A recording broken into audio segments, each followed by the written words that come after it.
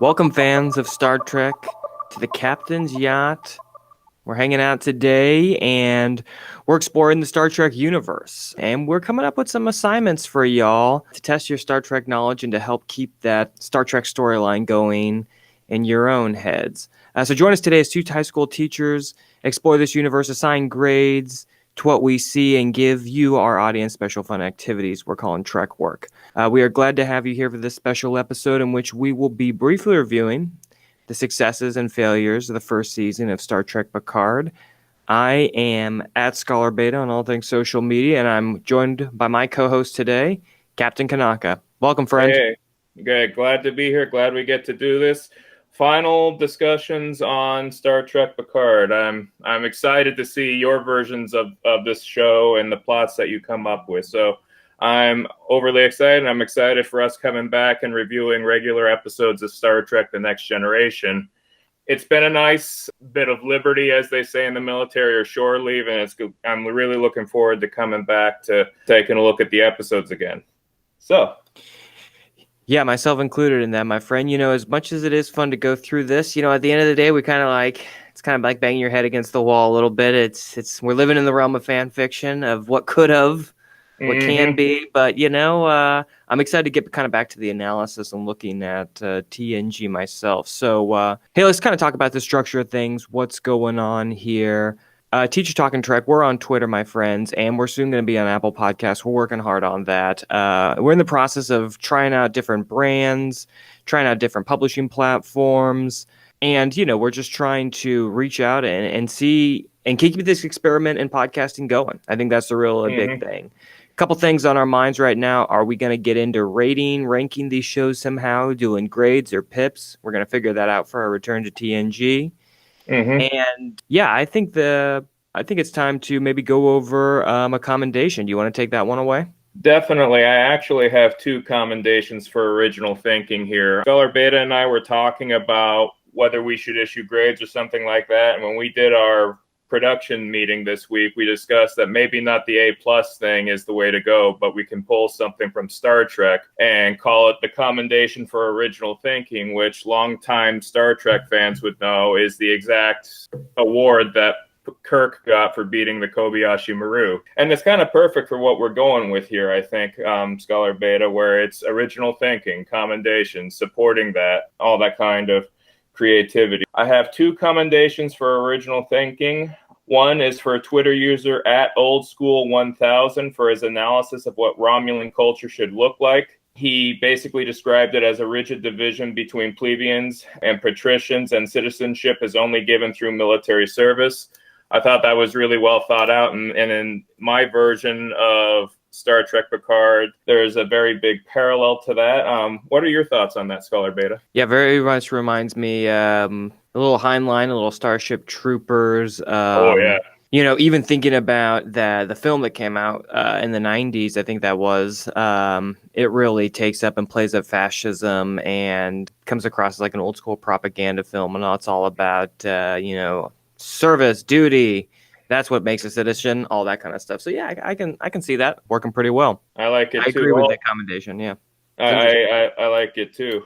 Really quick, also big thank you and also commendation for Twitter user Connie Winch, who took our discussion about Hawaiian culture and how Hawaiians should be represented in Star Trek and actually retweeted it to at Star Trek, at CBS, at Star Trek Writers Room, and at Alex Kurtzman. So who knows? Very cool. Maybe we'll be able to give some notes to Alex Kurtzman, and we'll see where it goes from there. I think that's a really important thing. And as they say in Hawaiian, big mahalo nui loa Connie Winch for doing that. That made my week, actually.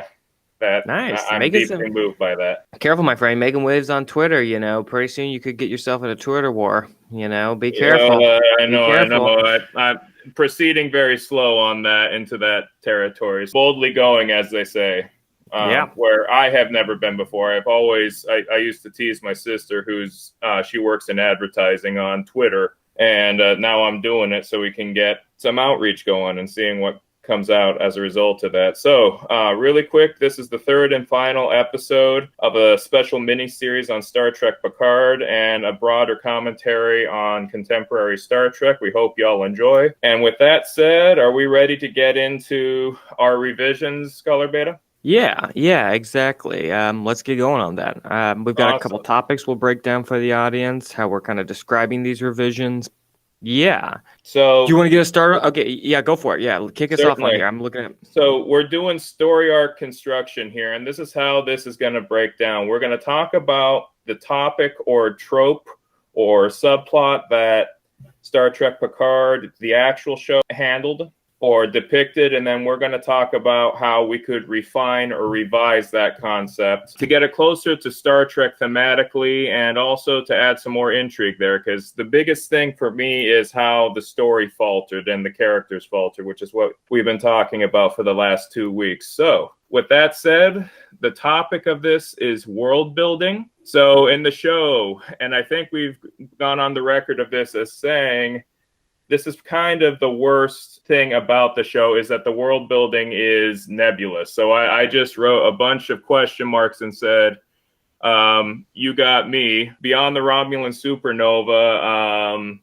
world building's kind of nil. So it's kind of a blank canvas there. There is a novel that's a prequel to the show that says that Worf is captain of the Enterprise, but nothing else is mentioned in the show. And so I'm treating that as like a blank canvas to project our own revisions or filling in the gaps of the storytelling. And then with our TrekWork this section, you'll have that opportunity too as the audience. So with that said, are you ready to roll, Scholar Beta? I think you're starting this one off. Yeah, so let's talk a little bit about world building. So again, when I was thinking about this, and I was doing some reflection on this season. Yeah, I started writing and I started developing like a treatment, but I did put the brakes on that because ultimately the season's already written. So I decided what I wanted to kind of do. My approach was kind of raise some questions and point out some areas I think world building could really, or parts of the story that world building could really help out. For example, I started this whole project up by looking at a map of the Alpha Beta Quadrant, and that just got me thinking.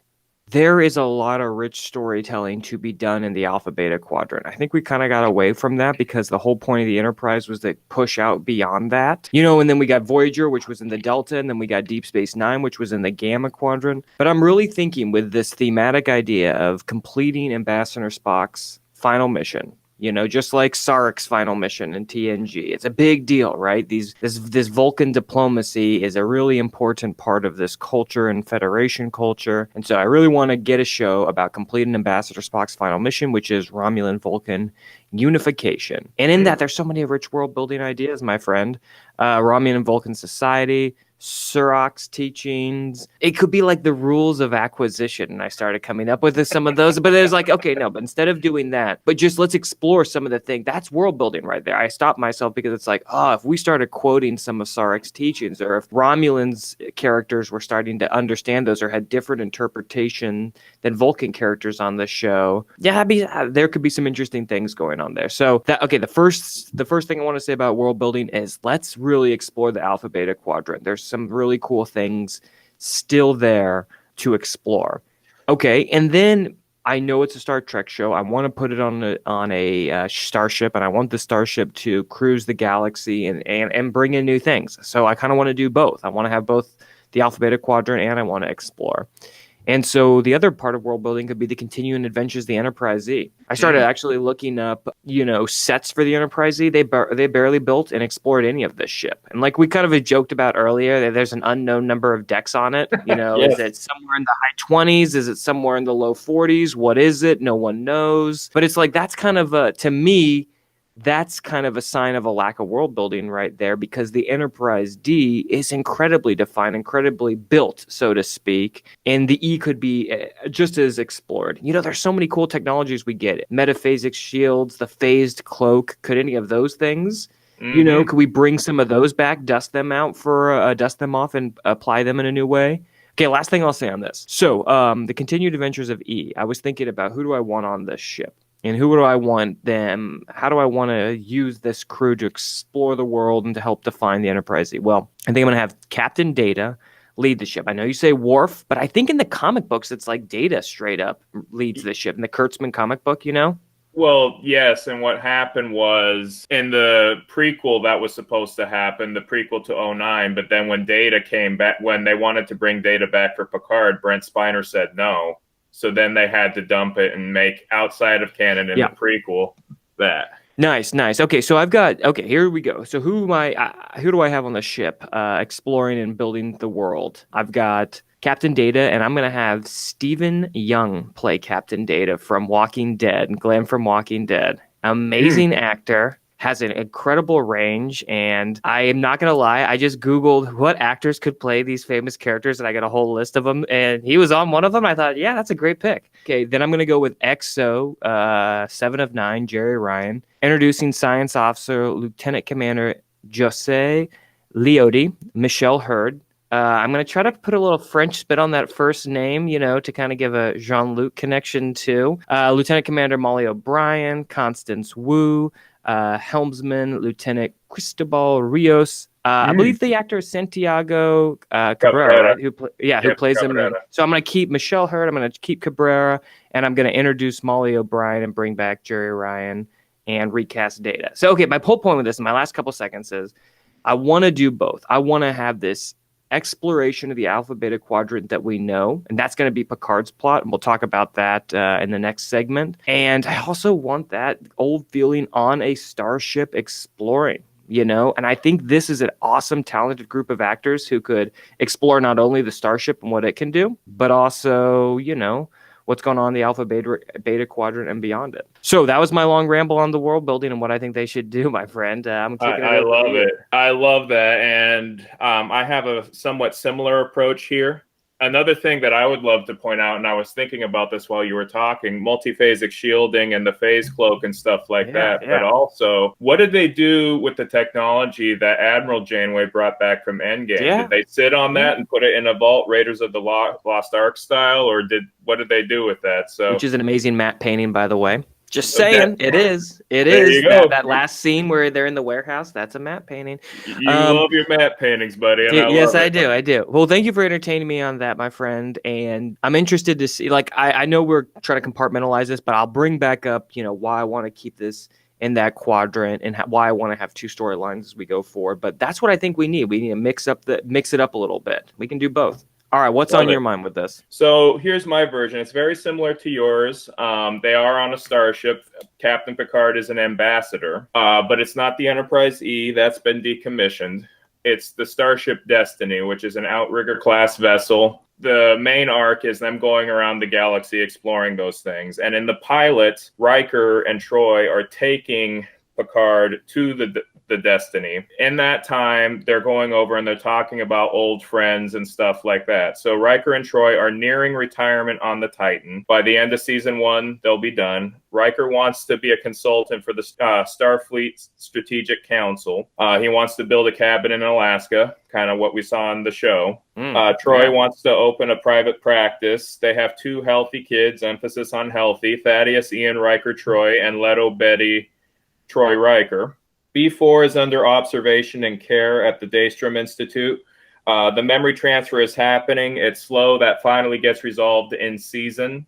They do address that. I kind of got the impression that they killed B4 in the actual show, and that's completely consistent with the tone they set there. Worf has been promoted to captain. He's recruiting officers for the Enterprise F, which Geordi LaForge is overseeing, and he's integrating technology that Admiral Janeway brought back from the future with some modifications. So that's the deal there. And then our favorite love interest for Picard, outside of Vosh for me, Beverly Crusher, is director of Starfleet Medical's Borg Rehabilitation Program, which ties into one of the things that annoyed me immensely about the actual Picard show that we got is that they didn't answer the status of the Borg. Are the Borg dead? Yeah. Are the Borg... What's the status of the Borg? So the official status of the Borg is that they are a failed state. Admiral Janeway's pathogen succeeded in crippling the Borg. 3 weeks after the end of Nemesis, Picard is involved in an event called the Magellan Incident, where the starship Magellan is swarmed by a bunch of Borg vessels. They think they're going to get assimilated, but then they're asking for assistance. And during this mission, Picard comes to terms with his PTSD from first contact. He acknowledges that the Battle of 001 triggered painful memories of Wolf 359, and that's why he acted so out of character there. Nice.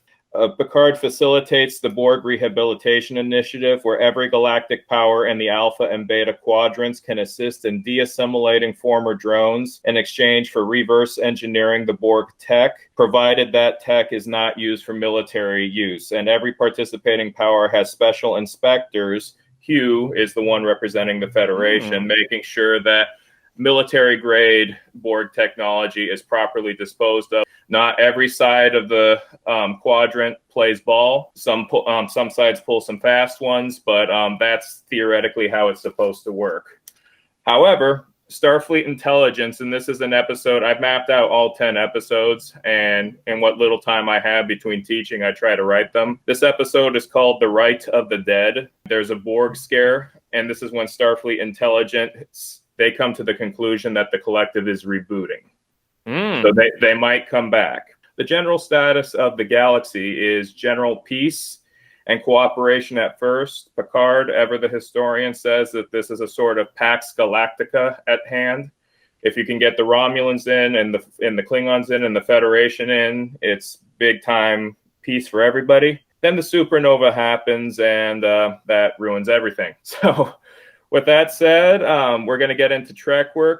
You, the audience, just heard how we handle legacy characters. We're very curious to see how you folks would handle legacy characters in your own headcanon version of Star Trek Picard. With that said, are we ready to talk about part 2? Yes. Yeah. Wonderful. I think you're leading us off. Hit it, my friend. What do you got? All right. So, and this is something that's really important because this is the point where Patrick Stewart wanted to sign on to give his own thoughts on this contemporary issue. Here's how it played out in the show. The Federation is hit with a sudden malignant case of xenophobia regarding the Romulan refugee crisis, as evidenced by the fact that members of the Federation threatened to leave if Romulans were helped. With that said, I definitely want to examine the concept of Brexit and how it could fit in Star Trek.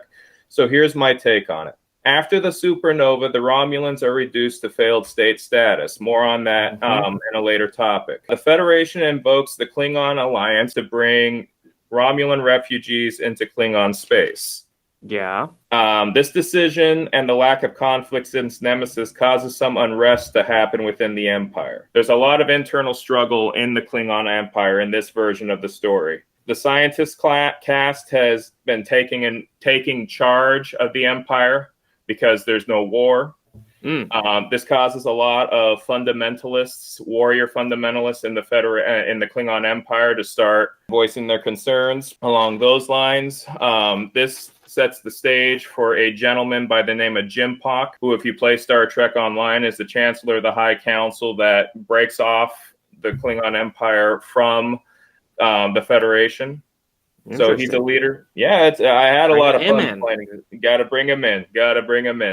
He's the leader of a warrior fundamentalist movement that accuses the Federation of destroying Klingon culture and blames scientist cast as collaborators. So you have a little bit of anti-intellectualism there. Additionally, there seems to be a strange plague befalling the Empire, which no one in the Empire seems to understand. And all these come to a head with the episode that I've designed called The Winter of Our Discontent. Every episode has a Shakespeare quote to simulate Patrick Stewart, who's a Shakespearean actor, having that kind of creative input. So, yeah, you know how to get this guy on your side. Yeah, nice. Trying to, anyway. So The Winter of Our Discontent, where Picard and the crew of the Starship Destiny intervene on behalf of a Romulan refugee vessel trying to resettle in Klingon space and is fired upon for refusing to be inspected. So in this episode, tensions begin to escalate.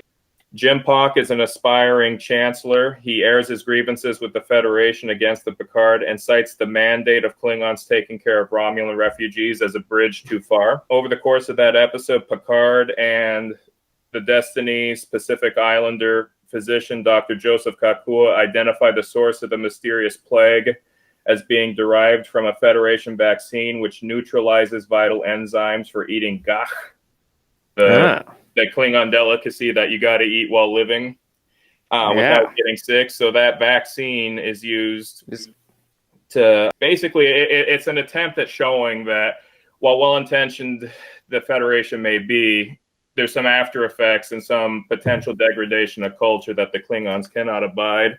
So with that said, Picard apologizes on behalf of the Federation for this oversight, but firmly maintains that the Klingon Federation alliance does more good than harm. And Jimpock counters by issuing a referendum, the first of its kind in the Empire, the Brexit part, where citizens of the Empire can vote on keeping the alliance or dissolving it. Jimpock does this approach to repudiate the Federation and show what Klingons actually feel about this alliance. And over the course of the season, relations get better. As relations get better between the Federation and the Romulans, they get worse between the Federation and the Klingons until the finale. That's the deal there. Very quickly, too, there's also a Federation member who is a descendant of Frederick Paxton from Enterprise, who has his own kind of anti-immigrant sentiments, but something happens in the finale, and then he sees the error of his ways.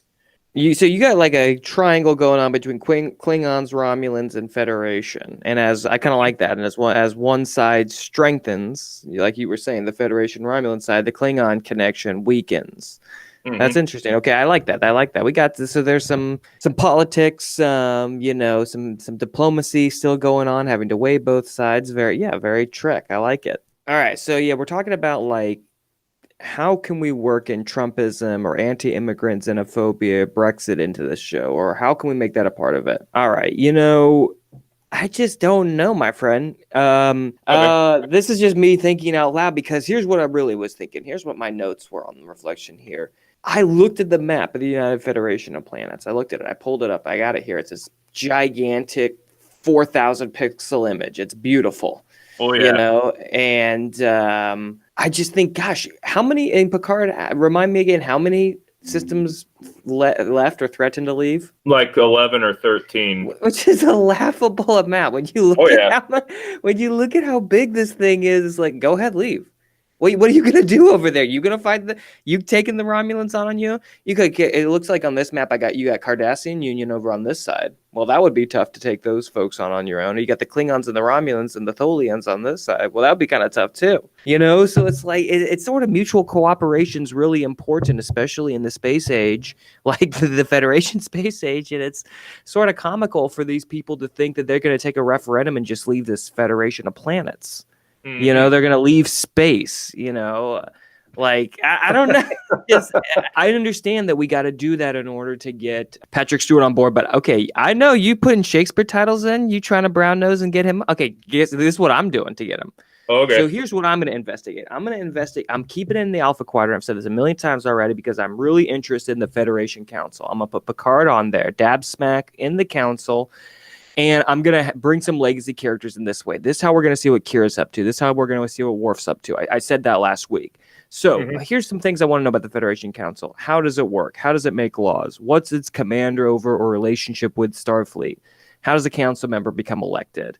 How does the president become elected? What's the president's powers? And what are the major issues the Federation's dealing with besides this freaking supernova that the more I think about it, the more that makes me want to beat my head against the wall some more. Anyways, we'll talk about that in a bit. The supernova. Oh, yeah. But right now, so you have a Klingon Romulan Federation triangle going on. What I'm trying to draw up is the presidential politics, political corruption, and friendship. And here's how I'm going to do this.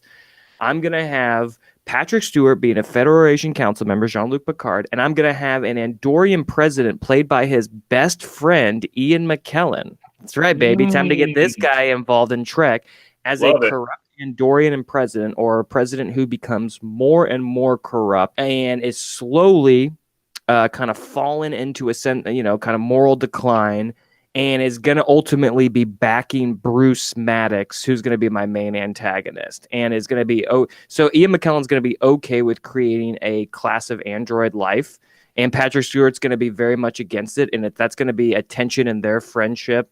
And then eventually McKellen's going to have to go. The Andorian president's going to have to go. And we're going to have to make room for Patrick Stewart. So this is my fan fiction dream. Let's get Ian McKellen and Patrick Stewart on the small screen together. And let's let him do some acting in the Federation Council chamber set. And let's really see this like really strong friendship start, like really become pulled apart by this androids' right issue, synthetic rights issue, and by the tension that's going to be caused by the supernova. Because like you said, we're going to both have that in there as an accelerant for the drama, so to speak. So that's what I've got. I'm gonna try to convince Patrick Stewart to join my show, not to talk about Brexit, but because his bestie is gonna be in my show. I'm gonna come up as much money as I can. Say, hey, McKellen, here's a bunch of money. Be in my show. That's a good approach, and I'd love to see Magneto as an Andorian. That would be something. If any of you who are watching this know Photoshop, I'd love to see, and I'm sure Scholar Beta would love to see that too, some attempts at making that happen. Remember Jeffrey Combs as like Wei Yun and whatever his Andorian character was? Can't remember what his name was in Enterprise, but awesome. Minor prosthetics, so McKellen doesn't have to spend hours in the chair, but enough to, make him an alien. Make him alien. I love it. That is great. That's what I got. I'm trying to come up with, I want acting. I want real acting on a Federation Council set. That's what I want some of my audience to see. And I want to explore. I think presidential corruption's a fascinating issue. Yeah. Like we give these people power and they amass more and more. You're a historian. I don't need to mansplain this to you. The president has amassed more power over the last, 100 years. They break the law. Can they be held accountable? Is it possible? I think that's what our society's reckoning with right now. Oh, yes. And I really like that subtle examination of contemporary events. I think that would be great. I love that. We'll see how subtle it is based on McKellen's acting, That's very true. Can he not channel Trump? Can he channel an Andorian president? I think he can. Sure. Okay, so that's what I got. That's how I'm going to try to handle the Trumpism or that kind of issue in my show. Love it. So with that in mind, folks, we're getting into the second part of TrekWork today. And that's, what political issue do you want to see? Now, these kinds of topics, I went more on the Brexit angle. Scholar Beta went into the Trumpism angle. There are many other angles that we could examine here. So for this piece of TrekWork, what would your political issue, your dream political issue be if you want to do, or rather want to have it featured on Star Trek? Are we ready for our third one? Oh, I mean, if the audience, if you're still with us after, me talking about Ian McKellen dressing up as Andorian, let's keep going. Nothing's going to keep you from pushing through now, That's my weirdest idea, I think, for this segment.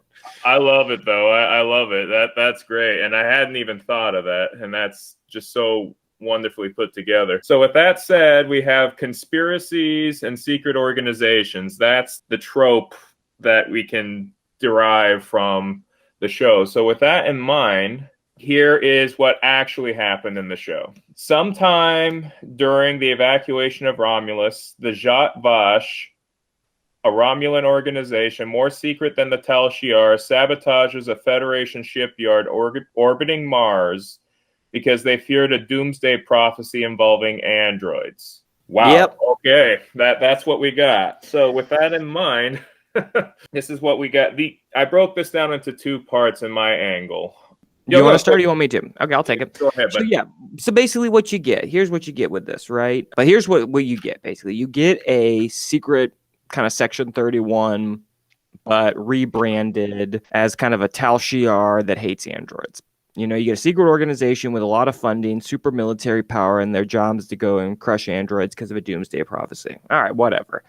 I mean, it's not that far out there, all things considered, but I'm not really interested in creating another Romulan secret society, because what I want to try to do is reunite the Romulans with the Vulcan people in my show, and I'm creating more secret military organizations that have a lot of power and can murder people, in broad daylight and then escape. I don't think that's going to really help reunification, so I'm going to avoid having those in my story. Instead, there's already a couple secret organizations that I'm looking into. For example, love them or hate them, but I'm interested in the Q. I'm interested in, and I want to know if the Q is part of this conspiracy to destroy the Romulan sun and cause havoc in the Empire.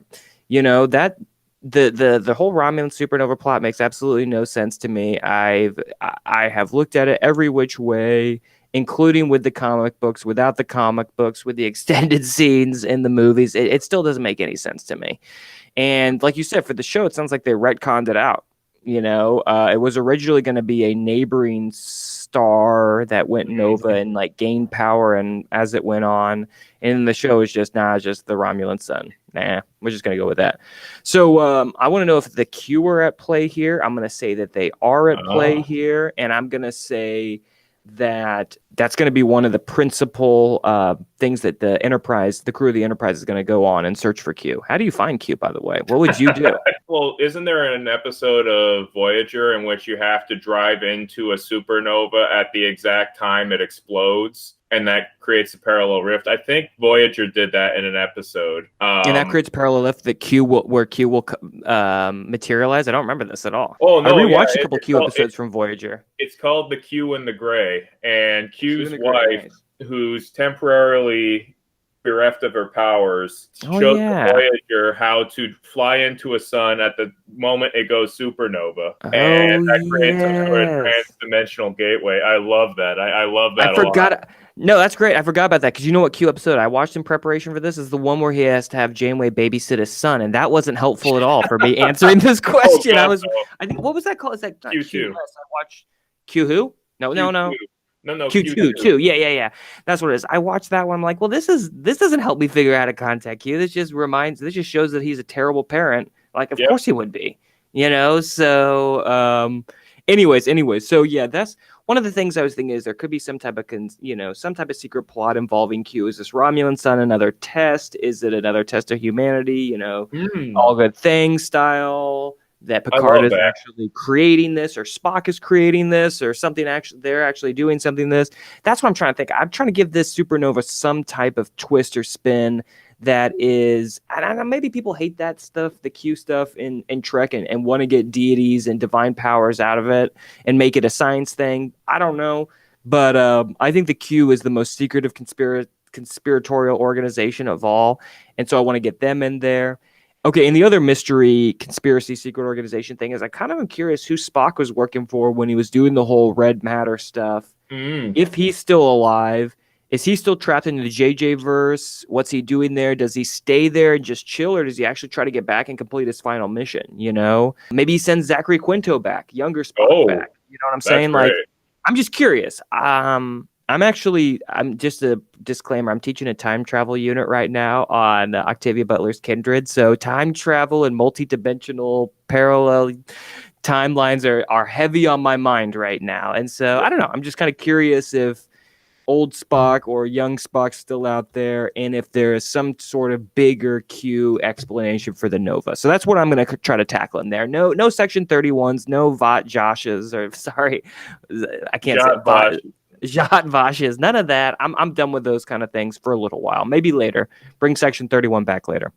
But that's kind of what I'm thinking. I like the Q, and I like trying to figure out what's going on with Spock there. How about yourself, my friend? What are you taking on for the secret organizations conspiracies? I love that part, and it almost is perfect because of the connection to that episode Q in the Gray, where a supernova is connected. I forgot about that one. It's one of my favorite Q episodes. It's very well done. It starts out one way and then it ends a completely different way. I love that episode. It's one of my favorite Voyager ones. Before you go, can I just tell you, I watched Cupid, which was painful. I watched Q-less, the one with DeSisco and Deep Space Nine Q. That's like his only appearance, I think. Yes, and then I watched Q2 because that was the last canonical appearance of Q, but I somehow missed Q in the Gray in my research. Thanks for pointing that out. It's to have it make full sense. Watch Death Wish first, the one where it's Q who wants to die, because that's the accelerant for Q in the Gray. Awesome. I haven't watched those. Is that mid-season Voyager? Because Q2 is like season 7 or something, right? Or is that? I haven't watched those episodes of Voyager in a long time. Right. So Death Wish, I think, is season 2. Q in the Gray is season 3. He had one per episode after season 2. Okay, nice. Or close to it, kind of like Next Gen. So All I right, well, love thanks that. for thanks. Yeah, appreciate that. Appreciate that. Okay, what's on your mind? Back to conspiracies and secret organizations. We got the Love it. Yacht Vosh. What are you giving us? So here's the deal. I broke it down into conspiracy and secret organization. So over the course of my season, the circumstances behind what caused the Hobus slash Romulan supernova slowly unfold. The supernova was the result of a failed experiment, which the Romulan scientist codenamed Jased, which comes Mm-hmm. from the Arabic of star seed. And this is how you get 7 of 9, because I'm thinking of the Omega Directive and how she basically idolizes the Omega particle as her god. Yeah, yeah, exactly. And so that's how you get her in the show, because the Romulans recruit her secretly. She quits her job at the Daystrom and helps facilitate this experiment with the Omega particle, to create this mixture to prolong the life of a sun, because they are historically older than the Federation. So they're trying to figure out ways to keep suns burning, because some of their stars are threatening to go supernova because they're older. And as a result of that, they create these experiment to hopefully prolong the life of a star, the Hobus star, which is a red giant. And at first, the experiment seems to work. But then the volatile nature of the Omega particle triggers a supernova, which has exponentially more destructive power, including faster than light properties. Because that's what infuriates me about how scientifically illiterate the writers of New Trek are, where it's like, okay, if it's threatening to destroy the galaxy, it must have, because Spock says this, Spock Prime says this in the JJ movie. Yeah, and he goes, yeah. a star will explode and threaten to destroy the galaxy. Okay, if that's true, there must be some sort of exotic matter that's accelerating this process, because otherwise, who cares? This happens all the time. You look at a map of Star Trek, you'll see how many supernovas are going off every minute. You know, Exactly. So with that in mind, that happens, and that's how the supernova unfolds. And post-supernova, the Tal Shiar attempts to assassinate all members of the Shased Project, including 7 of 9. She goes on the run. And yeah, that's the deal there. They're trying to cover their tracks. And when a peace treaty with the Federation begins demilitarizing the Romulan Empire, the Tal Shiar becomes dismantled. But a new ultra-nationalistic secret organization forms called the Sons of Avilus. And Avilus in Roman mythology is the son of Romulus, so the Sons of Avilus. And this organization devolves into a terrorist network, as they not only attempt to kill all Shased scientists, but any Romulan with sympathies to the Federation whom they call traitors.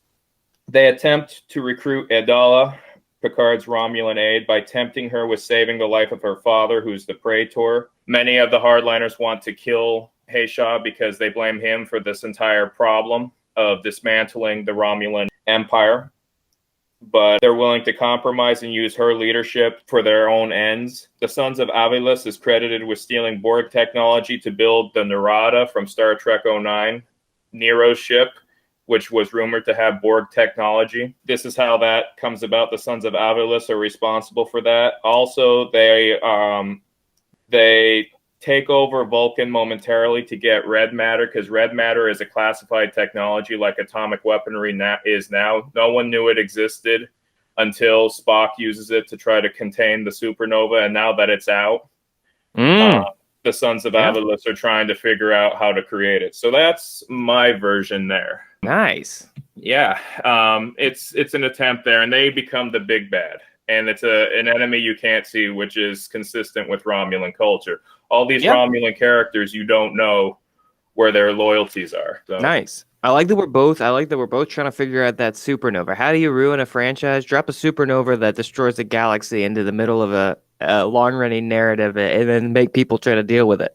Well, not only that, but a narrative that until that point was scientifically plausible. A star will explode and threaten to destroy the galaxy. Just try to reconcile those two ideas in your head. But I appreciate that you're doing that, and you're leaning on Romulan culture there, and you're giving 7, a scientific pursuit or endeavor. So we get to see 7 with the brain again, and being a scientist. And then now then she goes on the run. Maybe we get to see a little, action 7 on the run, but maybe we don't need only action 7. Maybe we get a combination of it. I like it. And action. I love that. That's great. And it's one of those things, for the record, I would have been okay with a star exploding and threatening to destroy the galaxy in something that's more Star Wars-y, which is not science-based. That's more science fantasy. I'm okay with that plot concept, but not in Star Trek, because Star Trek is the scientific one. So are we ready to run into our next topic? Let's just do it. Let's go. We got All two right. more to go, right? Well, I guess three. We got 3 more to go. So the halfway point. Let's nail these. We're at the halfway point, 7th inning stretch. So synthetic rights. So this is how it played out in the show. After synthetic android slaves built by the Federation, which irritates me to no end, revolt, nice job saying that. Yeah. Yep, and blow up Mars under duress? ? None of this is clear. They are outlawed by the Federation and persecuted by Romulans. That's more or less what we got. There's a lot of question marks and parenthetical statements there because it's not fully clear what the heck happened here. With that in mind, I don't really consider this a really big plot line here. There's only 2 episodes that kind of tackle this, and I think 2 episodes is enough. I'm very curious to see what your plot line is going to be involving the synth-right thing with Ian McKellen and Dorian. I forgot about that already. I love that. Let's go. Let's go. So there's one episode called Darkest Erebus that directly addresses the issue of synthetic labor. In this episode, Picard and Adala contract a Ferengi merchant, Daimon Yacht, to manufacture habitat modules for Romulan refugees on a new planet. Yacht, who's a combination of Quark and Rom. I try not to feature legacy characters unless they were actually featured in the show. Otherwise, they get mentioned. But basically, picture Quark's business acumen, but when things get rough, picture Rom's coping skills. That's Damon Yacht. So he uses synthetic labor, and the hardware comes from the android planet in the TOS episode I, Mud. But the software comes from data source code from Dr. Soong's lab in Brothers. So he puts those together. The synths rise up and corner Picard, Adala, and Yacht in a panic room. Once he figures out what these people are, Picard condemns Yacht, and Damon basically defends himself. He calls the Federation smug and schmucks. Yeah. But he says because of the accelerating business practices done by the reforms at the end of DS9, Yacht says he has to employ synthetic slave labor to remain competitive in the Ferengi economy. This sets the stage for a Picard speech to beat all Picard speeches until the next one.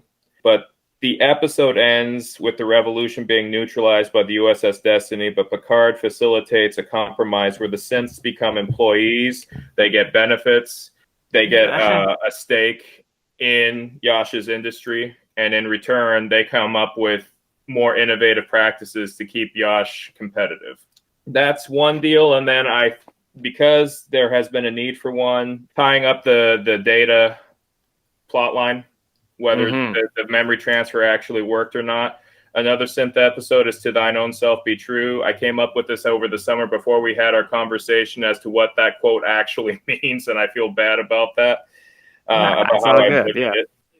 The purpose of this episode is, in this episode, the Destiny is back on Earth. Adala visits her parents and plays a pivotal role in negotiating a peace treaty that will demilitarize the Romulans. That's what we mentioned earlier. That is the B plot. The A plot is, during this time, Picard briefly visits the Daystrom Institute, where B4 claims to be Data and wants to join Starfleet. Soong's son and Bruce Maddox are there, but it turns out that B4's programming has been corrupted between Data's memories, Lore's personality, and B4's primitive neural pathways all coming together that causes him to break apart and physically age. So he doesn't look so good. You realize that that B4 is evil or has some parts of Lore because he kills Bruce Maddox because of the whole measure of a man thing. Dang. Peace, so, Bruce. Yep, that's the deal there. Picard is unable to join Adala to negotiate the treaty, forcing her to go it alone because B4 has locked down the Daystrom Institute, killing Maddox and forcing Soong to try to repair his neural pathways, which can't. Too much damage has been done. So Picard realizes that the presence of Data's memories are killing B4, and he allows Soong Jr. to extract Data's memories, and he gives a moment to finally say goodbye to Data in a fleeting moment. But the extraction kills B4, but Soong Jr. is confident that a Data offspring can be produced, to which Picard replies, "You might produce an offspring, but you can never replace the man we lost 20 years ago," going into that to thine own self concept. That's how I would handle the synth thing. Now I'm waiting with bated breath. Lay it on me. What do we have for Andorians, Magneto, and synth rights and Bruce Maddox? Okay, so synthetic rights, right? Okay, first of all, before I get into it, one little more tease, right? Have you seen that YouTube video where it puts clips side by side of The Major Grin one? I don't remember who it is, but it's like, okay, here's the Romulans and Picard saying that we never like AI, and then here's Romulans and TNG. Yeah, of course, we've all seen that. Yep. I just think that's hilarious. I think that is some hilarious stuff right there. I can't even remember what my point was. I was going to connect that to somehow. But my point is, yeah, I guess this is something they want to look at, right, in this show. They give it a huge amount of time. You know, it's basically all of the Yacht plot. Is there's the synth home world, everyone's trying to, there's the Mars thing, and this is a really big part of the show that's really kind of ill-defined. Okay, so here, what am I doing with this? Okay, I'm going to do a couple things, right? I told you Jean-Luc was in the Federation Council, right? So what I'm thinking is that his plot's going to begin when now Admiral Bruce Maddox enters the picture, right? And Maddox is going to come straight out and reveal that he has finally created a Soong type android. Here he is. He's going to have a copy, also played by Stephen Yeun, basically right there. You know, boom, I made it. I figured it out, friends. It took me a long time. It took me all of TNG and all the time that we weren't on the air, but I finally done it.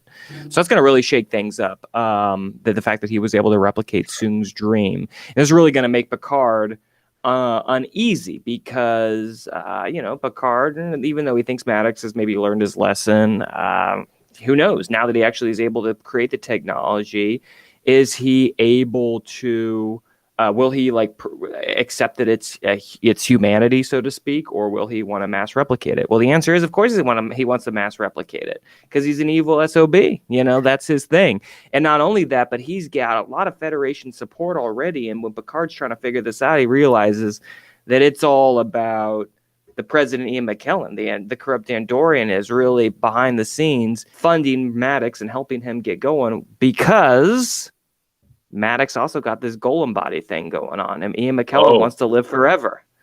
So if Ian McKellen, who maybe who's an android with some type of aromatic syndrome, I don't have any idea. Maybe not. It doesn't matter. He wants to be like one of the creepy villains in science fiction that, you know, we super wealthy, we have a lot of technology, we want to live forever. And so developing this artificial intelligence and giving Commander Maddox exactly what he wants plays into his plan of, you know, being able to preserve himself in a golem body when all is said and done, you know, at the end of his presidency. So, okay, the reason I'm putting that out there, the reason I want to explore this, I'm kind of interested in a couple things, right? I'm interested in Bruce Maddox being a bad guy, again, because he is a bad guy. He's a terrible human being and wants to create a bunch of slave datas. And I'm also doing this because I really want to push and test this concept of how far the Federation is willing to humanize technology. I think it's a fascinating thing, you know, like the exocomp episode we talked about a little bit. Yeah. Remember that speech at the very end where Data is like, Captain, I thought I want to tell you why I almost killed you. Exactly. Picard's like, don't worry, it's the most human thing you've ever done. It was nearly sacrificing for a small vacuum cleaner looking thing, you know? It's awesome, you know? It's great. But I kind of want to, I think that's a fascinating thing. Let's test and push that out. I think actually Maddox's whole thing was like, would you refuse the Enterprise computer to have a retrofit? It's a fascinating philosophical question that is not answered at all. You know, where's the difference, you know, how exocomps to Data to the computer? I think that's a fascinating kind of Ghost in the Shell style philosophical conundrum about AI and computers and sentience that the Trek is the perfect avenue to explore. Yep. And I'm trying to figure out what could corrupt someone in the 24th century. And like the last thing really that's going on in the Federation, you know, no money, no material wealth. I think it's like age and living, you know.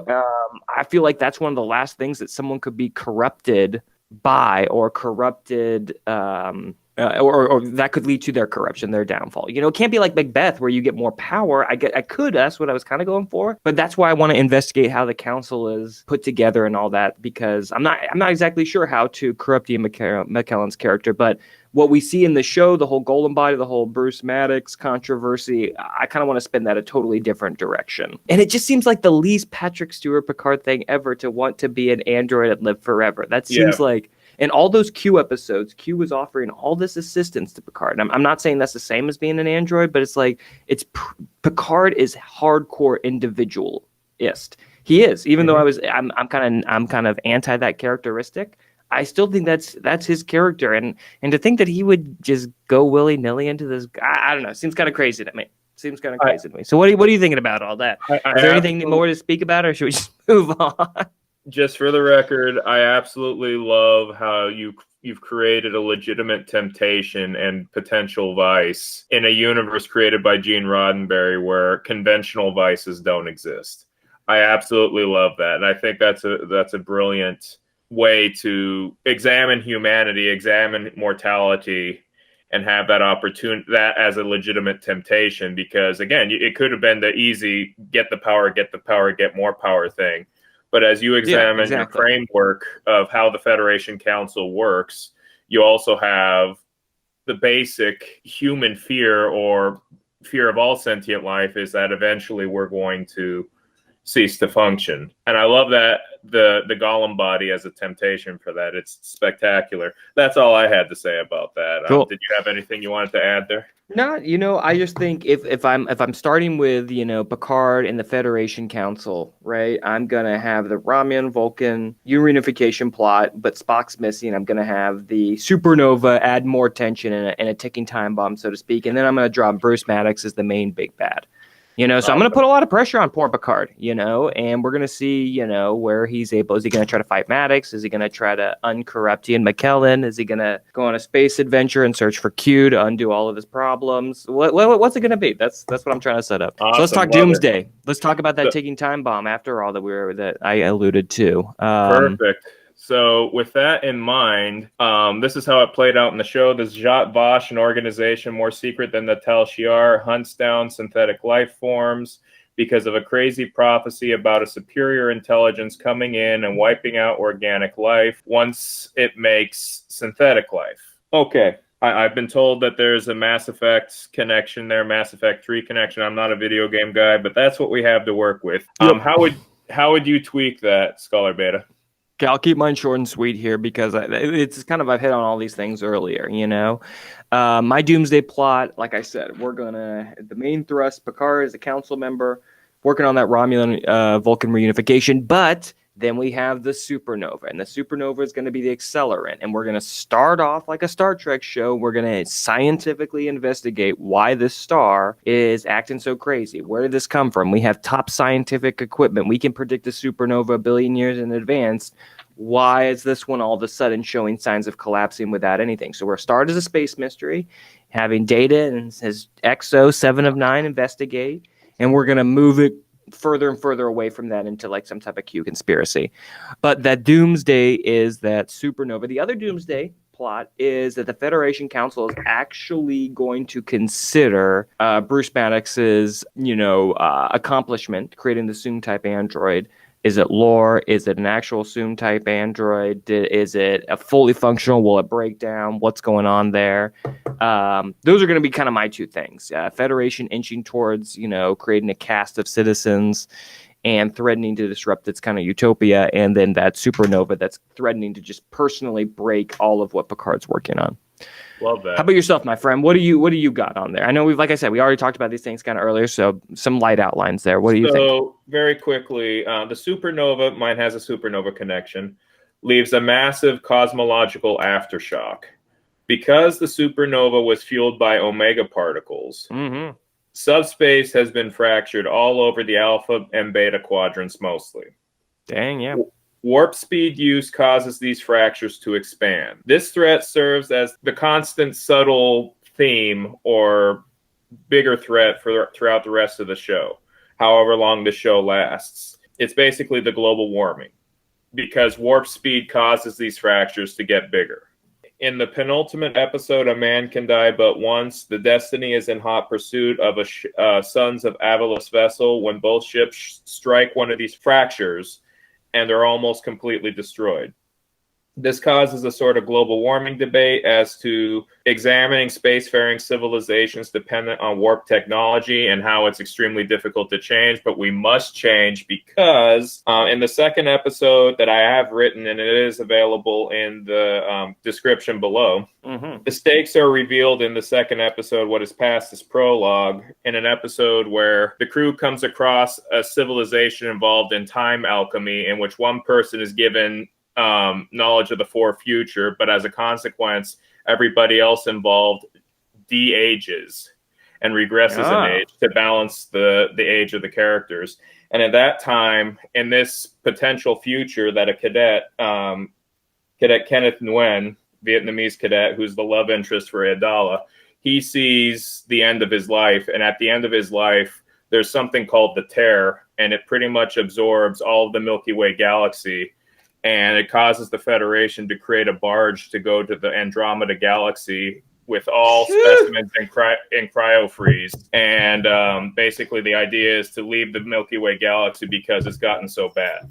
Dang. Time to take off. Wow. Okay. So that's my doomsday plot, and this comes back over and over and over again in my story. And this causes a temporal prime directive dilemma where, because the cadet Nguyen and Kakua know this, what are they going to do with this? And that plays a role in the ultimate arcs of the episode, the arcs of the first season. With that said, that's what I got for Doomsday. Very cool. Yeah, I like such an elaborate constant throughout your entire series. Very nice. It's a lot of fun. So that's an intense rewrite. I like that. I'm glad you do. Just praise. So with that said, let's bring into the last topic, season 1 arcs and setting the stage for season 2. So here's the deal. This is what we got in the show. Picard comes out of retirement to save the daughter of his dearly departed friend, Lieutenant Commander Data, and becomes an android himself. Yeah. Mine will be pretty brief here too. Yeah, me too. Because I kind of chatted about this last week and this week as well. So again, kind of the big things that I'm thinking about trying to pull together, right? I want to get Picard, I want his arc to be getting away from the captain's chair, embracing a new chair, that of, a seat at the Federation Council.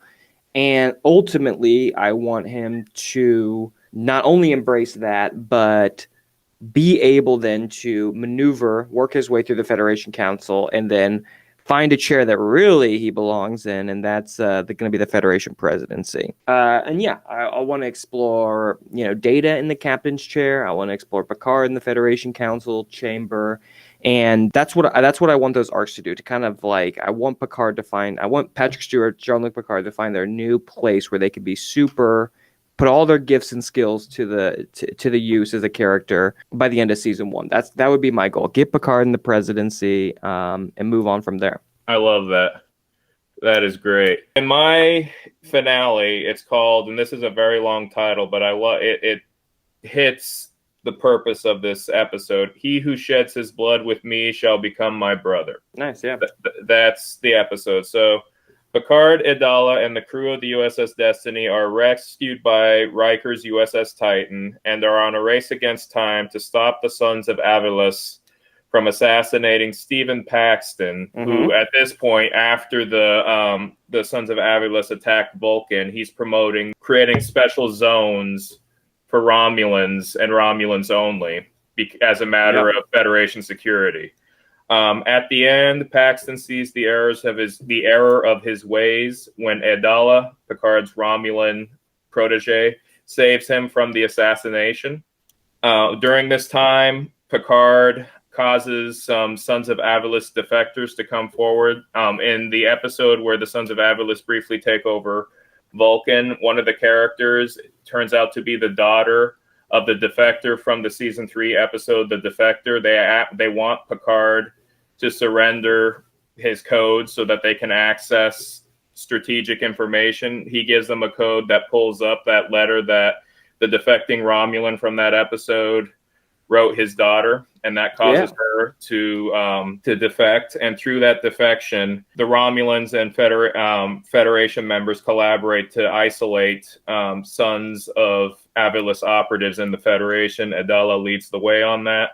The alliance between the Federation and Romulans are formalized in the last minute of the episode when the sons of Avilis successfully carry out a terrorist attack on the Klingon homeworld. Ooh. And that causes a full rupture between the Federation and Klingons. The Klingons declare war on the Federation, and that sets up your season 2. And it also sets up a spin-off for a spin-off show that has always been talked about, and personally I felt this could only be done a certain way, and this is the way I can see it. First of all, season 2, Picard leads reconciliation between the Federation and Klingon Empire by running for president.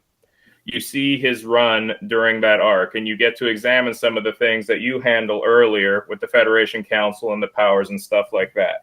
The trajectory of Destiny goes that way, and the spinoff is Captain Worf, captain of the Enterprise F, and if ever there were to be a show in which you have Worf as captain, it would be there, because he would be leading the military charge against the Klingon Empire, being Klingon himself of a Federation flagship. Dang, yeah. So that's how I would handle it. Talk about being put at odds. Yeah. So I know Michael Dorn's has been wanting to do this for years.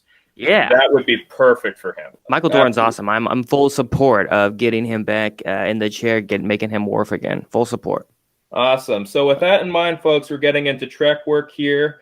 We have told you what we want to see from Picard Season 2 in our versions of Picard.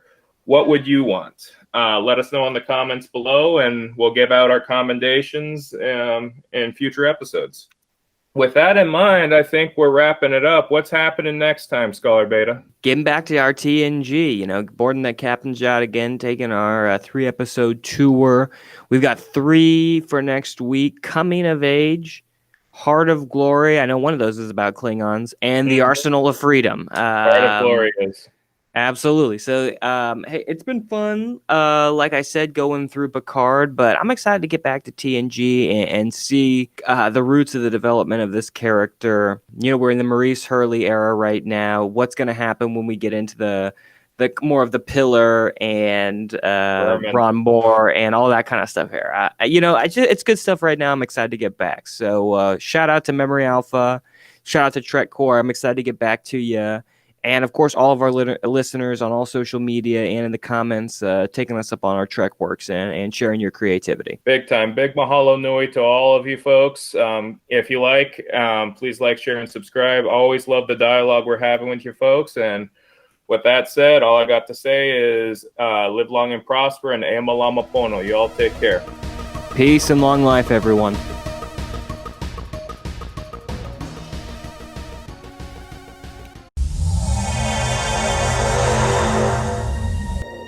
Greetings, everyone. Captain Kanaka here. On behalf of all the educators at Teachers Talking Trek, I hope you enjoyed our little video here. As always, please let us know what you think in the comments below, and if you like what you see and want to see more, please like, share, subscribe, and don't forget to follow us on Twitter through the handle @TrekTeachers. So with that said, live long and prosper, e malama pono, and see you next time.